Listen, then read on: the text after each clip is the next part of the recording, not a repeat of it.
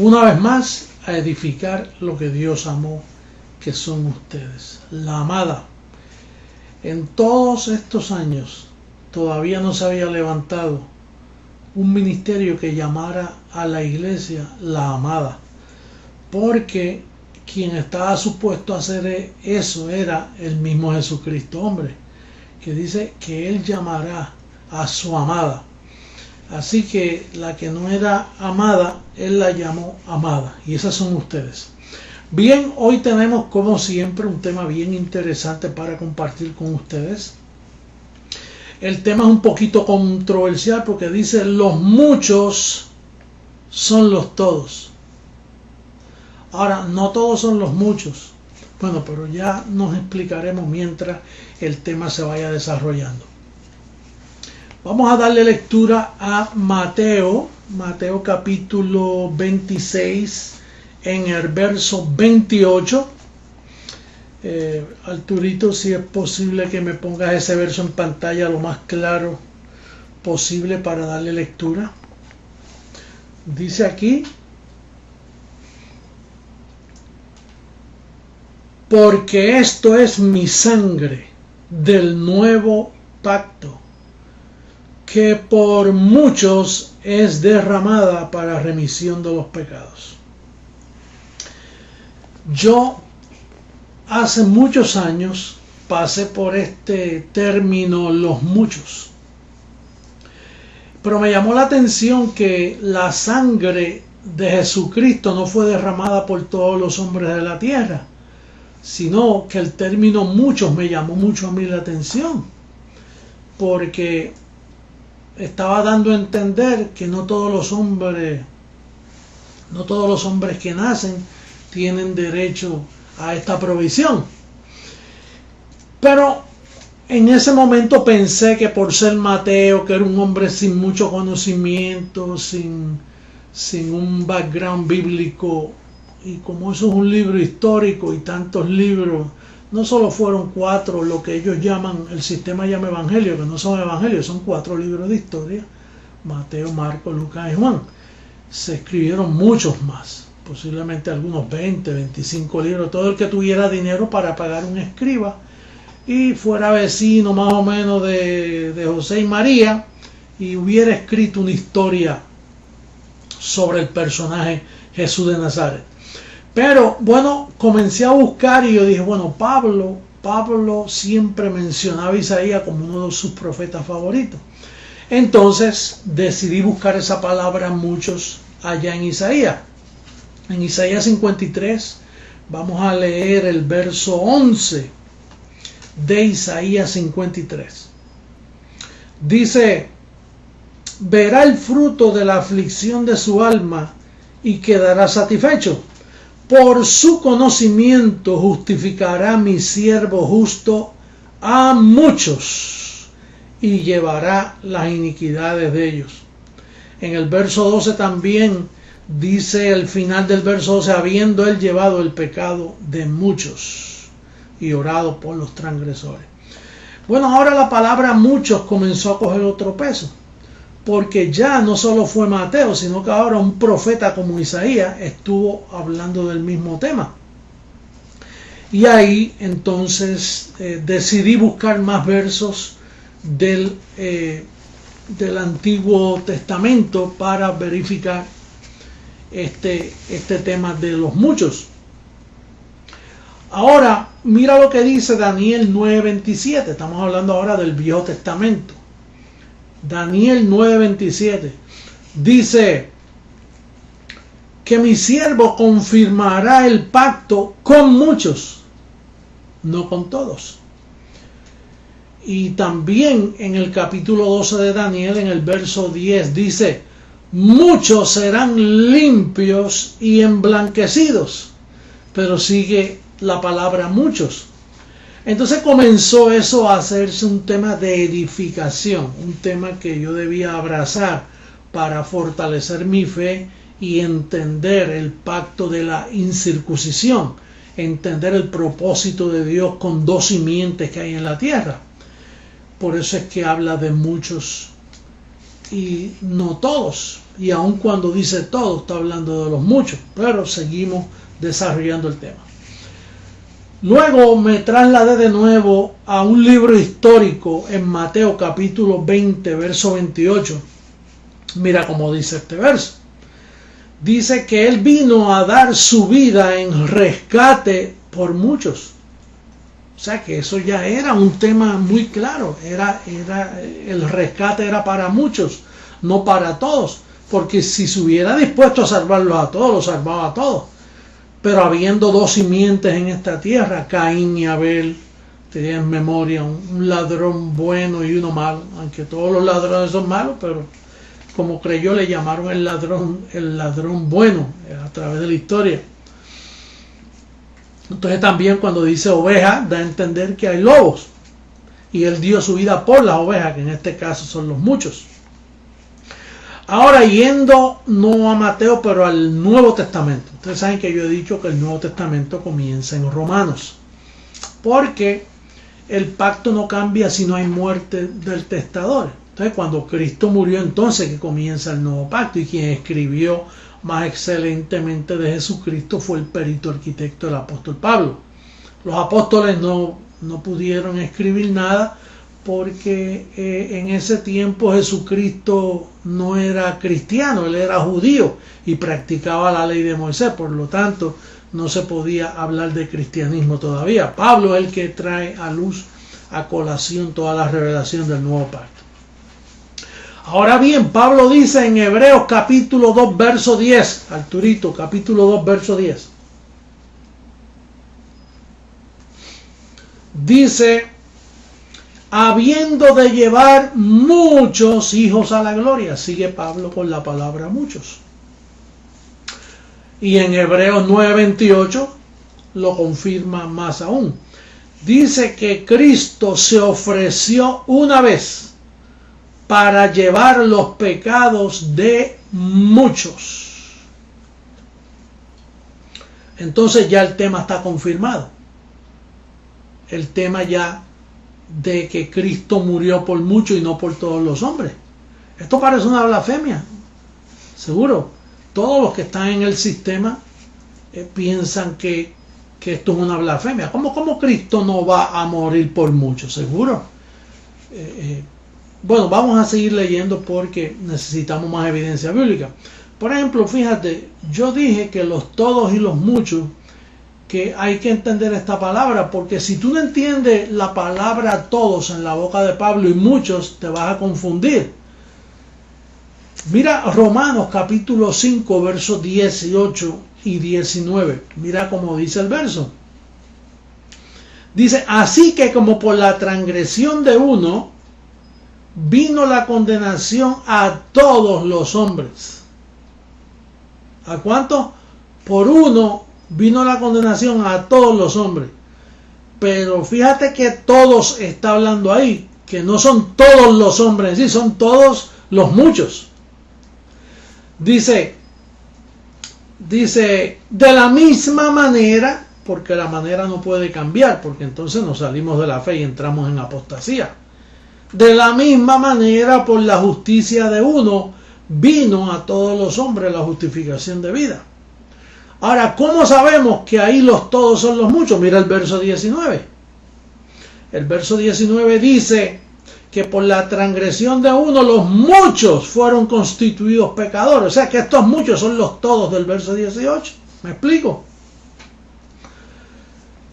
Y dice que de la misma manera los muchos serán constituidos justos.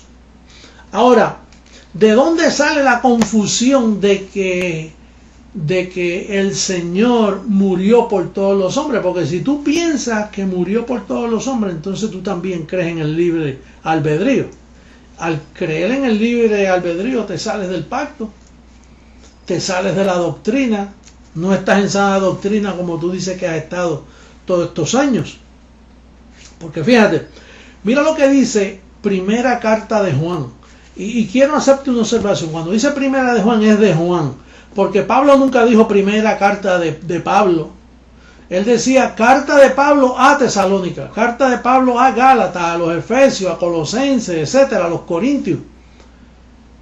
Ahora, y cuando dice a Timoteo, no es primera de Timoteo, es primera carta de Pablo a Timoteo. Ahora, cuando Pablo advirtió, mire, tengan cuidado con la doctrina, porque van a aparecer cartas como si fueran nuestras, pero no son nuestras. Por ejemplo, mira cómo escribe Juan, primera de Juan, y esa es de Juan, esa sí que fue de Juan. Y estas son las cartas. Déjame advertirte, cuando tú leas a Santiago, primera carta de Pedro, porque es de Pedro, es de Santiago, segunda de Pedro, primera de Juan, segunda de Juan, tercera de Juan, Judas, Apocalipsis. Esos son los últimos 8 libros añadidos que Pablo nos advirtió, que son libros de la circuncisión, discípulos de la circuncisión. Y tienes que tener cuidado con ellos cuando los lees, tienes que entender eso, que son libros escritos por voluntad de ellos. Ahora fíjate cómo dice Juan, la falta de sabiduría de Juan cuando escribe, primera carta de Juan capítulo 2 verso 2, mira cómo dice. Dice que Él es la propiciación por todos nuestros pecados, pero no solo por los de nosotros, sino por los de todo el mundo. Ya ahí no está hablando de mucho. Juan ahí te desvía de la fe si tú crees que Cristo derramó sangre por todos los hombres del mundo. Entonces, cuando hablamos de este tema, tú tienes que darle lugar a la palabra muchos y todos correctamente. ¿Por qué? Porque entonces no le das capacidad a Dios de escoger. Recuerda que Dios escoge, Dios predestina. Dios dice que eligió para que el propósito conforme a la elección permaneciese. Romanos 9:11. Entonces, mira, es como, por ejemplo, si yo tengo 100 manzanas en un barril. Y entonces de momento, de esas 100 manzanas, yo escojo 50 manzanas que yo pienso que son buenas. Y entonces dejo 50 en el barril. Ahora imagínate que yo tenga que pedir, por ejemplo, yo digo a Lisbeth, ¿me puedes traer todas las manzanas que están en la canasta? Ahora, no son todas las que estaban en el barril con los de la canasta. Yo escogí 50 y los puse en la canasta. Entonces, cuando yo pido todas las manzanas, estoy pidiendo todas las muchas que yo tengo, pero no son todas las manzanas que habían, porque yo escogí 50. Entonces, tú tienes que darle lugar a la palabra escoger, predestinar, determinar. Por ejemplo, fíjate este consejo que Pablo, o que la palabra registra por el doctor Lucas, allá en Hechos capítulo 13, verso 48, para entender este delicado tema que tiene a la iglesia en apostasía. Fíjate cómo dice el verso 48. Dice, y creyeron todos los que ejercieron su libre albedrío. Así dice. Y creyeron, ¿cómo dice? Y creyeron los que estaban ordenados. Esa palabra ordenado brilla por su ausencia en los púlpitos evangélicos, católicos, pentecostales, presbiterianos, testigos de Jehová. Bueno, todos los grupos cristianos, este tema, esto tú no lo vas a escuchar. Este tema no hay en ningún sitio. Solo Jesucristo, hombre, es el que te lo puede comunicar, porque Él es el que conoce, es la mente de Cristo la que explica estas cosas. Entonces dice que tú tienes que estar ordenado para creer. Tú no crees porque tú ejercites tu libre albedrío. Imagínate que Dios le dejara a la gente que escogiera una familia para Él. Tú sabes que Pablo dice especialmente la familia de la fe. Entonces, ¿quién escoge la familia de la fe? Ellos mismos. No, porque ellos están muertos en delitos y pecados, y un muerto no puede tomar decisiones.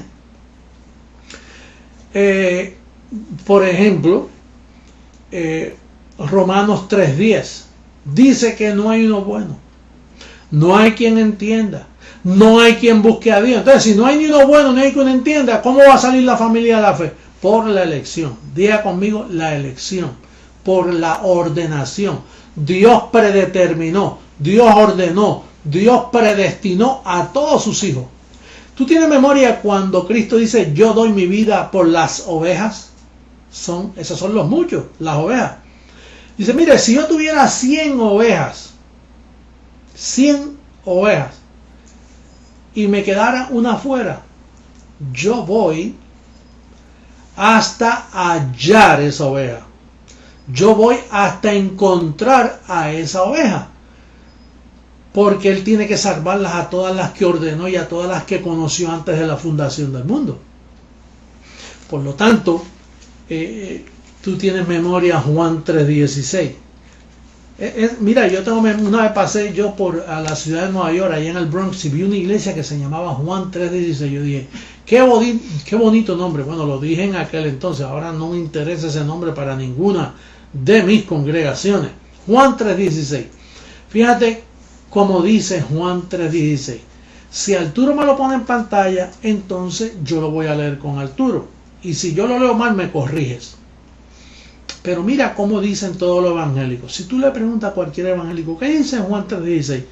Te van a decir, porque de tal manera amó Dios al mundo que ha dado a su Hijo unigénito, para que todo aquel que en Él crea no se pierda, mas tenga vida eterna. Así que dice, para que todo aquel que en Él crea o que en Él cree. Apóstol, pero ¿qué diferencia hay? La diferencia es del cielo a la tierra. Ellos no saben leer ese verso, porque ellos están en apostasía, ellos están contaminados con la circuncisión. Y entonces ellos dicen, como quien dice, para que todo aquel que en Él crea, venga, crea quien le da la gana. No, para que todo aquel que en Él cree es porque ya está creyendo, porque ya Dios lo escogió. Por eso es que Juan 6:44 dice, ninguno puede venir a mí si el Padre no le trajere, o si el Padre no le arrastrare, como dice la versión original. Porque para tú llegar aquí hay que traerte. Tú no puedes venir por ti, por tu propia voluntad. Tú no tienes voluntad para esto. Tú tienes voluntad para hacer cosas malas. Tú tienes voluntad para montarte en un avión. Tú tienes voluntad para comer porque te da hambre, pero para escoger a Dios, nadie puede escoger a Dios si Dios no toma la iniciativa. La iniciativa es de Dios hacia nosotros, no de nosotros hacia Dios. El libre albedrío, toda iglesia que crea en el libre albedrío para salvación está en apostasía. Fácil. Y te vas a sorprender porque si tú vas donde un pastor, llamado pastor, tú le dices, pastor, ¿usted cree en el libre albedrío? Dice, claro. Sí, Dios te ofrece la salvación. Si tú no la coges, te pierdes en el infierno. Así es que hablan todos, porque ninguno tiene sabiduría. No conocen a Dios. Para vergüenza vuestra lo digo. Los cristianos hoy no conocen a Dios.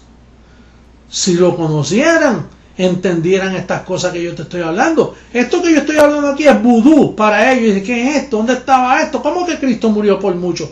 No, Cristo murió por todo el que quiera creer, para que todo aquel que en Él crea. No, no trabaja así, bendecido hermano mío.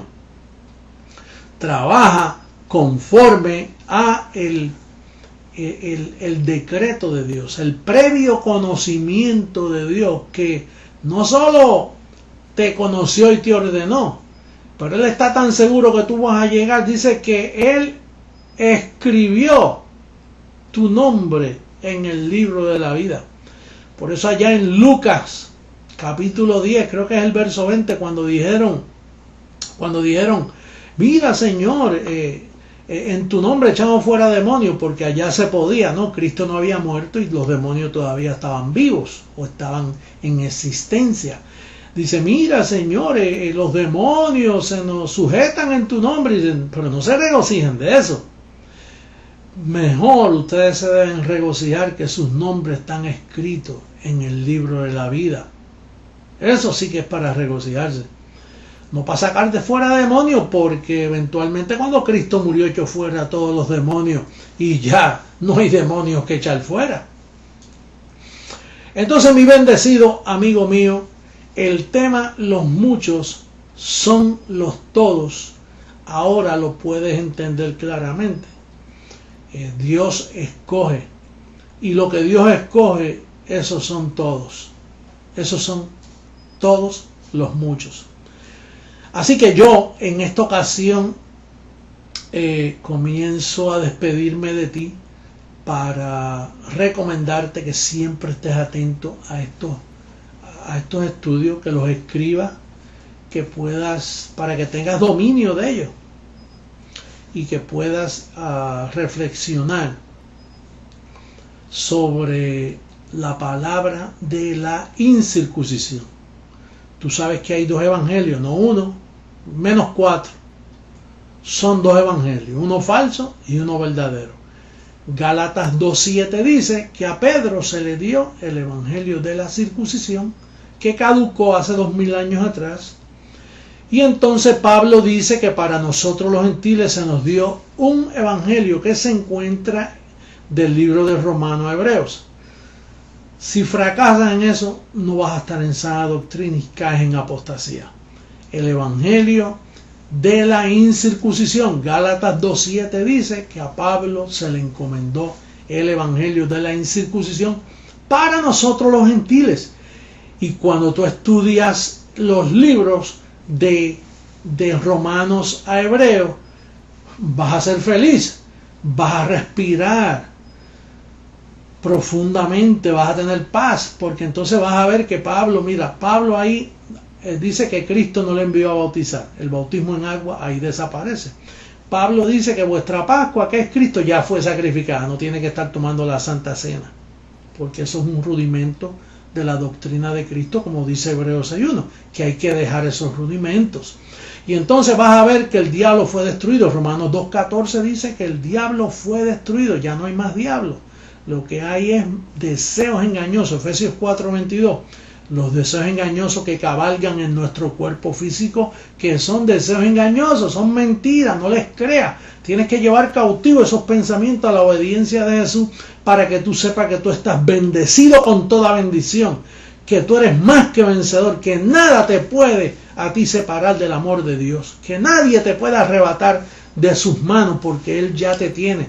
Te ordenó desde antes de la fundación del mundo y ahora te tiene en sus brazos y nadie te va a arrebatar de su mano. Así que yo recibo que tú eres obediente al pacto, y recuerda, de Romanos a Hebreos, ahí es que está la vida escondida, la vida eterna está en esos libros. Y yo te recomiendo que hagas estas divisiones para que seas hallado en fe y no en apostasía. Bendecido con toda bendición y será hasta la próxima. Hasta luego.